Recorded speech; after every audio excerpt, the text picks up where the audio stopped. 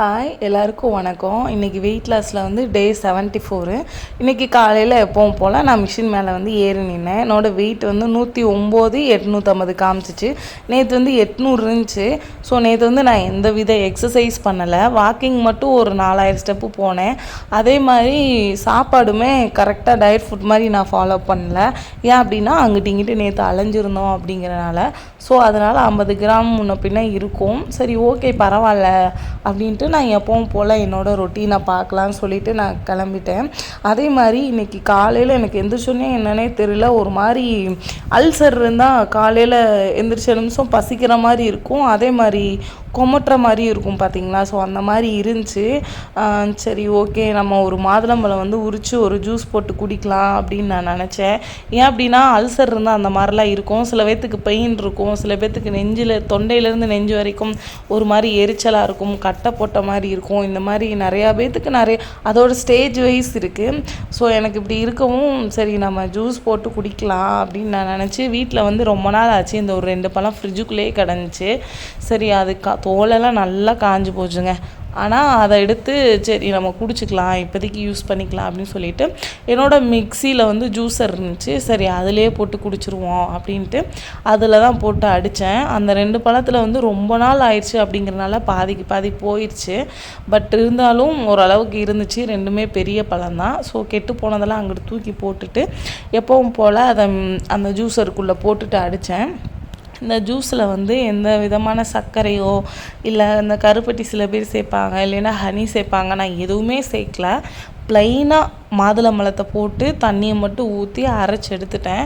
So இது வந்து ஒரு காப்பிடி டம்ளர் இது வந்து பிடிக்கும். ஸோ பெரிய டம்ளரு ஒரு 250 ml பிடிக்கணும் வைங்க, 1/4 லிட்ரு. அந்த டம்ளரில் வந்து ஒரு கிளாஸ் நல்லா ஃபுல்லாக நிறைய தண்ணி ஊற்றி நல்லா அடித்தேன். இதுலேயுமே கொஞ்சம் ஸ்வீட்னஸ் இருந்துச்சு. ஏன் அப்படின்னா ஃப்ரூட்டில் இருக்கும் பார்த்தீங்களா ஸ்வீட்டு, அது இருந்துச்சு. நம்ம தண்ணி ஊற்றினாலுமே இருந்துச்சு. ஸோ இதை காலையில் நம்ம குடிச்சிக்கலாம், கொஞ்சம் வயிறுக்கு நல்லா இருக்கும் அப்படின்ட்டு இதை வந்து நான் குடித்தேன். என்ன மாதிரி யாருக்காவது உங்களுக்கு அல்சர் இந்த மாதிரி பிரச்சனை இருந்துச்சு அப்படின்னா டெய்லி காலையில் எந்திரிச்சு மாதுளம்பழத்தை ஜூஸ் போட்டு குடிச்சிங்க அப்படின்னா செம்மையாக உங்களுக்கு வந்து புண்ணாற்றும்.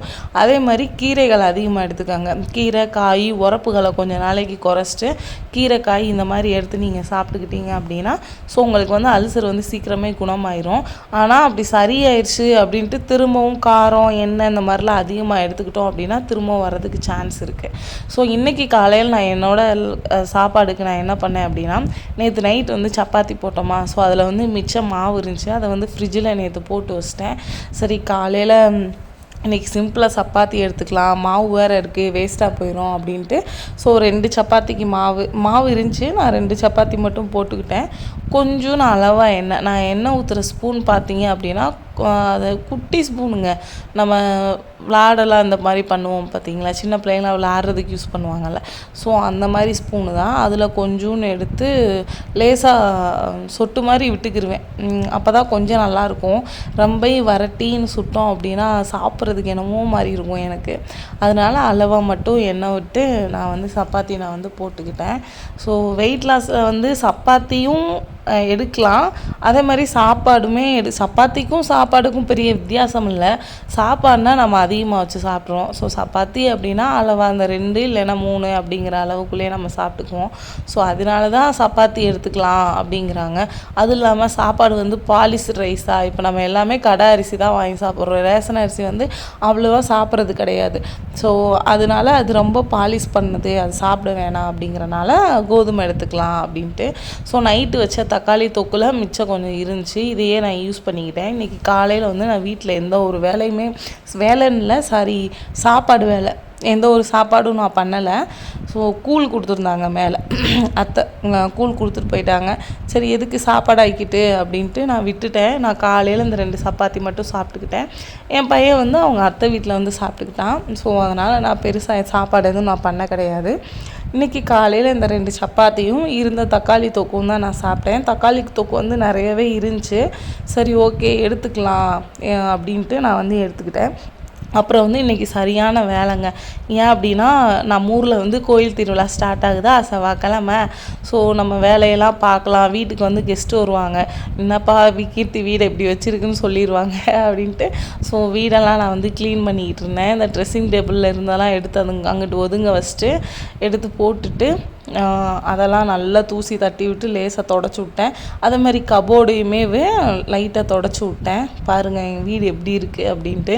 ரொம்ப கேவலமாக இருந்துச்சு இன்றைக்கி. ஏன் அப்படின்னா நேற்று வந்து நம்ம வந்து தேனிக்கு அங்கிட்டு இங்கிட்டு போயிட்டு ட்ரெஸ் எடுத்துகிட்டு வந்தோமா. ஸோ வீடை கூட கூட்ட நேரில். ஏன் அப்படின்னா சாயந்தரம் வர 5 மணி ஆயிடுச்சு. அதுக்கு மேலே ஒரு மாதிரி அலைஞ்சதே டயர்டாக இருந்துச்சு. சரி எப்படியாவது நம்ம நடந்துடணும், ஒரு அரை மணி நேரமாவது நடந்துடணும் அப்படின்னு சொல்லிட்டு நான் நடந்தேன்.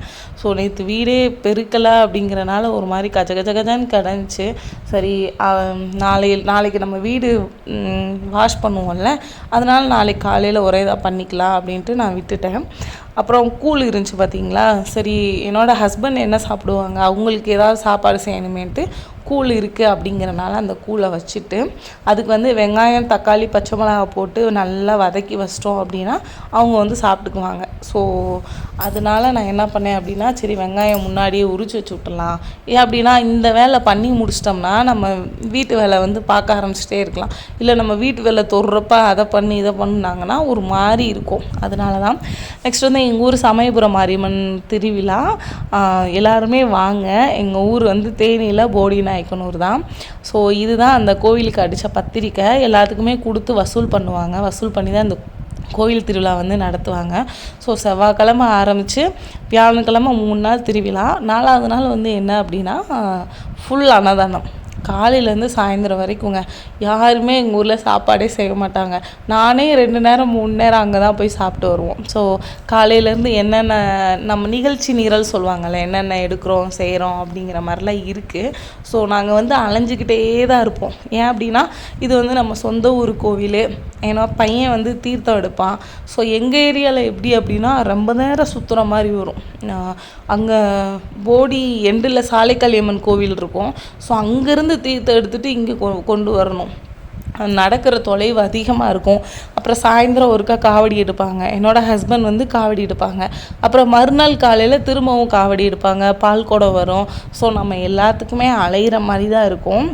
முடிஞ்ச அளவுக்கு நானுமே டயட் இருக்கலாம் அப்படின்னு தான் நான் நினச்சிருக்கேன். ஏன் அப்படின்னா நம்ம வீடு தானே, வெளியில் போனால் தான் நம்ம வந்து கரெக்டாக சாப்பிட முடியாது. சரி நம்ம வீட்டில் அப்படிங்கிறப்ப நம்ம கரெக்டாக சாப்பிட்டுக்கலாம் அப்படின்ட்டு. எங்கள் அம்மாலாம் என்னை கரெக்டாக தாங்க சாப்பிட சொல்லுவோம். ஏன் அப்படின்னா எங்கள் அம்மாவுக்கு நான் குண்டாக இருக்கிறதே எங்கள் அம்மாவுக்கு பிடிக்கல. ஏன் அப்படின்னா அடுத்தவங்க பேசுவாங்கல்ல, என்ன உன் பொண்ணு இவ்வளோ குண்டாக இருக்கா அப்படி இப்படின்னு சொல்கிறது அவங்களுக்குமே சங்கட்டமாக இருக்கும். அது இல்லாமல் ஹெல்த் இஷ்யூஸ்லாம் அவங்க ரொம்ப கஷ்டப்படுறாங்க, எதுவும் பிரச்சனை ஆயிருமோ அப்படின்ட்டு. ஏன் அப்படின்னா எங்கள் ரிலேட்டிவில் ஒரு அக்கா வந்து வெயிட்டாக இருந்தாங்க. ஸோ அவங்க வந்து ஹார்ட் ப்ராப்ளம் வந்து இப்போ டெத் ஆகிட்டாங்க. எங்கள் மாமாவோட ஒய்ஃபு தான். ஸோ அந்த மாதிரி எங்கள் அம்மா வந்து பயப்படுறாங்க. ஸோ அவங்களுக்காவது வெயிட் கம்மியாகணும். ஏன் அப்படின்னா எங்கள் அம்மாவுக்கு என்ன ஆசை அப்படின்னா நான் இவ்வளோ வெயிட்டில் இருக்கக்கூடாது, அந்த ஒரு ஆசை தான். அந்த ஆசையாவது அவங்களுக்கு பண்ணணும். அப்புறம் நெக்ஸ்ட்டு நான் அந்த வெங்காயம்லாம் வதக்கி வச்சுட்டு சரி நம்ம வீட்டு வேலையை ஆரம்பிச்சிருவோம். ஆள் யாராவது வீட்டுக்கு வந்துட்டாங்கன்னா நல்லா இருக்காது நம்ம வேலை செய்கிறதுக்கு. அவங்க தம்பி விளையாட போயிட்டான். ஸோ இவங்க அப்பா அவங்க என்ன பண்ணுவாங்க அப்படின்னா வெளியில் போயிருக்காங்க இந்த கோவில் வேலையாக. அதுக்குள்ளே நம்ம வேலையெல்லாம் முடிச்சிடலாம் அப்படின்னு சொல்லிட்டு என்னோடய வேலையை வந்து நான் ஸ்டார்ட் பண்ணிட்டேன். ஸோ இந்த மாதிரி தான் இருக்கும் எங்கள் வீடு. சின்ன வீடு தான், அளவான வீடு. 550 சதுரடி தான். மொத்தமாக 650 சதுரடி. ஆனால் சின்னதாக 550 சதுரடியில் நாங்கள் வந்து எடுத்திருக்கோம். சொந்த வீடு தான். இப்போ தான் நாங்கள் கட்டி 1 வருஷம் ஆகுது. ஸோ இந்த வீடு கட்டினதுக்கு ஒரு பெரிய வரலாறே இருக்குங்க. அது வந்து நான் இன்னொரு வீடியோவில் வந்து நான் சொல்கிறேன். ஏன் அப்படின்னா நீங்கள் வந்து நிறைய பேர் கேட்டிருந்தீங்க, அக்கா இது சொந்த வீடா வாடகை வீடா ஹோம் டூர் போடுங்கக்கா அப்படின்ட்டு கேட்டிருந்தீங்க. ஸோ அதெல்லாம் பண்ணலாம், இன்னும் கொஞ்சம் நாள் கழித்து பண்ணலாம். ஏன் அப்படின்னா எனக்கு அந்த மாதிரிலாம் எப்படி எடுக்க செய்ய அந்த மாதிரிலாம் எனக்கு அவ்வளோவா தெரியல. இப்போ தான் நான் வீடியோ எடுக்கிறதுலே கொஞ்சம் கொஞ்சம் தெரியுது. நம்ம எந்த ஒரு விஷயமே பண்ணாமல் இருந்தோம் அப்படின்னா தெரியாது. நம்ம பண்ணி பண்ணி பழகிக்கிட்டோம் அப்படின்னா அதுலேருந்து ஒரு ஐடியா கிடைக்கும், அப்படியே பண்ணிக்கலாம். ஸோ நம்மளுக்கு தெரியவே இல்லை, நம்ம பண்ணவே இல்லை, என்னடா பண்ணுறது அப்படிலாம் யோசிக்க வேணாம். கொஞ்சம் கொஞ்சமாக பண்ணுங்கள். இப்போ நான் இப்போ எவ்வளவோ பரவாயில்ல, ஓரளவுக்கு வீடியோ எடுக்கிறேன். இந்த மாதிரி நீங்கள் ஏதாவது எடுக்கணும் அப்படின்னா நீங்களுமே எடுக்கலாம். ஸோ என்னால் முடியுதுன்னா உங்களாலையுமே வீடியோ எடுக்க வந்து முடியும். ஸோ நான் வந்து வீடெல்லாம் நல்லா கூட்டிட்டு சரி அடுத்து நம்ம வந்து நல்லா வீடெல்லாம் கூட்டி முடிச்சுட்டு அடுத்து நான் என்ன பண்ணேன் அப்படின்னா பாத்ரூம் வந்து க்ளீன் பண்ண போயிட்டேன். ஏன் அப்படின்னா பாத்ரூம் க்ளீன் பண்ண பிறகு தான் வீடை வந்து எனக்கு தொடச்சி விட எப்போவுமா பிடிக்கும். சரி அதுக்குள்ளேயே நம்ம ஊற வச்ச துணியை வந்து மிஷினில் போட்டு விட்டுறலாம் அப்படின்ட்டு. ஸோ ஃபஸ்ட்லாம் நான் கையில் தாங்க துவைப்பேன். எனக்கு வந்து பேக் பெயின் வந்துச்சு பார்த்தீங்களா, ஸோ அப்போ இருந்து தான் துவைக்க முடிகிறதில்ல அப்படின்னு சொல்லிட்டு மிஷின் வாங்குவேன். நான் வந்து அதிகமாக மிஷினில் போட மாட்டேன். ரொம்ப முடியல, நிறைய துணி சேர்ந்துருச்சு, ஒரு 2 டைம் போகிற மாதிரி இருக்குது அப்படின்னா மிஷினில் போட்டு எடுப்பேன். மற்றபடி அளவளவாக துணி வந்து துவைச்சிடுவேன். இன்றைக்கி வந்து வேலை ஜாஸ்தி அப்படிங்கிறனால ஸோ நான் மிஷின்லேயே போட்டேன். மிஷினில் போட்டுட்டு பாத்ரூமையும் கழுவி விட்டேன். மிஷினுமே ஓடி முடிச்சிருச்சு. அடுத்து என்ன பண்ணேன் அப்படின்னா இந்த துணியெல்லாம் எடுத்து கொண்டு போய் மேலே வந்து நான் காய போட்டேன். ஸோ காய போட்டு அதுக்கப்புறமா குளிச்சிட்டேன். நைட்டியெல்லாம் ஃபுல்லாக நனைஞ்சிருச்சு. ஏன் அப்படின்னா பாத்ரூம் வந்து கழுவுமா, நான் வந்து எப்படின்னா வீக்லி ஒன்ஸ் வந்து கீழே ஃப்ளோர் மட்டும் கழுவுவேன். மந்த்லி ஒன்ஸ் என்ன பண்ணுவோம் அப்படின்னா நம்ம பீரியட்லாம் முடியும் பார்த்தீங்களா, அது முடிஞ்ச பிறகு வீடெல்லாம் சுத்தம் பண்ணுறப்ப பாத்ரூம் மேல் டைல்ஸ்லேருந்து சைடில் கீழே இந்த மாதிரி ஃபுல்லாக வந்து நான் வந்து கழுவி விட்டுருவேன். அது எனக்கு அப்போ இருந்தே பழக்கம். ஸோ நம்ம வீடு, நம்ம சொந்த வீடு, நம்ம புது வீடு, நம்ம ஸ்டார்டிங்லேருந்தே எப்படி சுத்தமாக வச்சுக்கிறோமோ அதே மாதிரியே பளிச்சுன்னு இருக்கும் அப்படிங்கிறனால ஸோ நான் வந்து கொஞ்சம் மெனக்கெட்டு எல்லாமே பண்ணுவேன். நெக்ஸ்ட் வந்து குளிச்சுட்டு அதுக்கப்புறம் வீடு தொடச்சிடலாம். ஏன் அப்படின்னா நைட்டியெல்லாம் ரொம்ப தொப்பலாம் ஆயிடுச்சு. பாத்ரூம் கழுவுறதுனா தெரியும், மேலே இப்படி தண்ணி ஊற்றுறப்ப நம்ம மேலெல்லாம் தண்ணி வந்து கொட்டிக்கிறோம். அதனால் குளித்து முடிச்சுட்டு அதுக்கப்புறம் வந்து வீடு துடைக்க ஆரம்பிச்சிட்டேன். ஸோ நான் அடிக்கடி ஸோ அப்படிங்கிற வேர்டு வந்து அதிகமாக நான் யூஸ் பண்ணுறேன்னு நினைக்கிறேன். ஏன் அப்படின்னா நான் பேசின வீடியோவை நானே போட்டு கேட்பேன். ஒரு டைமு கேட்குறப்ப அந்த ஸோ மட்டும் அடிக்கடி வருது, என்னன்னே தெரியல. ஆனால் நார்மலாக பேசுகிறப்ப வரமாட்டுது, வீடியோவுக்கு பேசுகிறப்ப மட்டும் அந்த ஸோ அப்படிங்கிற வார்த்தை மட்டும் வந்துடுது. யாருக்காவது கொஞ்சம் பிடிக்காமல் இருந்துச்சு அப்படின்னா அட்ஜஸ்ட் பண்ணிக்கோங்க. நெக்ஸ்ட் வந்து இன்றைக்கி வந்து என்னோடய வீடியோ எப்படி இருக்குது அப்படின்னா வெயிட் லாஸ் வித் வீலாக் மாதிரி. ஸோ இன்றைக்கி காலையிலேருந்து நான் என்ன பண்ணுறேங்கிற மாதிரி தான் நான் போட்டிருந்தேன். ஸோ வீடெல்லாம் தொடச்சி முடிச்சுட்டு அந்த கூழ் இருந்துச்சு பார்த்திங்களா, அந்த கூழுக்கு வணக்கின வெங்காயம், அதுக்கப்புறம் வந்து கொஞ்சோண்டு காரா கடலப்பருப்பு. ஸோ அந்த கடலப்பருப்பில் கொஞ்சம் எடுத்துக்கிட்டேன். நான் வாங்கிட்டு வந்திருந்தாங்க கூழுக்கு கடிச்சிக்கலாம் அப்படின்ட்டு. நான் வந்து நல்லா தயிர் ஊற்றி கொஞ்சோண்டு கூழை எடுத்து நிறைய தயிர் ஊற்றி நிறைய தண்ணி ஊற்றி நல்லா கரைச்சி வச்சுக்கிட்டேன். ஸோ வெயிலுக்கு நிஜமாகவே கூழ் தாங்க குடிக்க முடியுது, சாப்பாடெலாம் சாப்பிடவே முடிய மாட்டுது. ஏன் அப்படின்னா வெயில் காலம் தாங்க முடியல, தண்ணி அதிகமாக குடிக்கிறோம். அதனால கூழ் இந்த மாதிரி வந்து நீங்கள் எடுத்துக்கிட்டீங்க அப்படின்னா உங்களுக்கு குடிக்கிறதுக்கு நல்லாயிருக்கும், வயிறுமே ஃபில்லிங்காக இருக்கும். ஸோ அதுக்கப்புறம் நான் என்ன பண்ணேன் அப்படின்னா பாத்ரூம் வந்து கீழெல்லாம் உட்காந்து நல்லா தேய்ச்சனால அது எப்படி சொல்கிறது, தொடையெல்லாம் வலிக்க ஆரம்பிச்சிச்சு. ஸோ கொஞ்சம் நேரம் படுத்துருந்தேன். அதுக்கப்புறம் நைட்டுக்கு வந்து நான் என்ன மாதிரி எடுத்துக்கிட்டேன் அப்படின்னா காலையிலேருந்து சாப்பாடே செய்யலைன்னு சொல்லி கீரை கடைஞ்சி கொஞ்சோண்டு வாழைக்காய் பொரியல் கொஞ்சோண்டு சாப்பாடு வந்து நான் எடுத்துக்கிட்டேன். இதுதான் இன்றைக்கி வந்து நான் எடுத்துக்கிட்டது. என்னோடய டேவுமே இந்த மாதிரி தான் போச்சு. ஸோ இன்றைக்கி வீடியோ உங்களுக்கு பிடிச்சிருக்கா அப்படின்ட்டு கமெண்ட்டில் வந்து சொல்லுங்கள். பிடிச்சிருந்துச்சி அப்படின்னா லைக் பண்ணுங்கள். நீங்கள் யாராவது புதுசாக என்னோடய வீடியோ பார்க்குறீங்க அப்படின்னா சப்ஸ்கிரைப் பண்ணுங்கள். நீங்கள் லைக் பண்ணிங்க அப்படின்னா எனக்கு கொஞ்சம் மோட்டிவேஷனாக இருக்கும், எனக்குமே கொஞ்சம் ஹாப்பியாக இருக்கும். அதனால தான் நான் சொல்கிறேன்.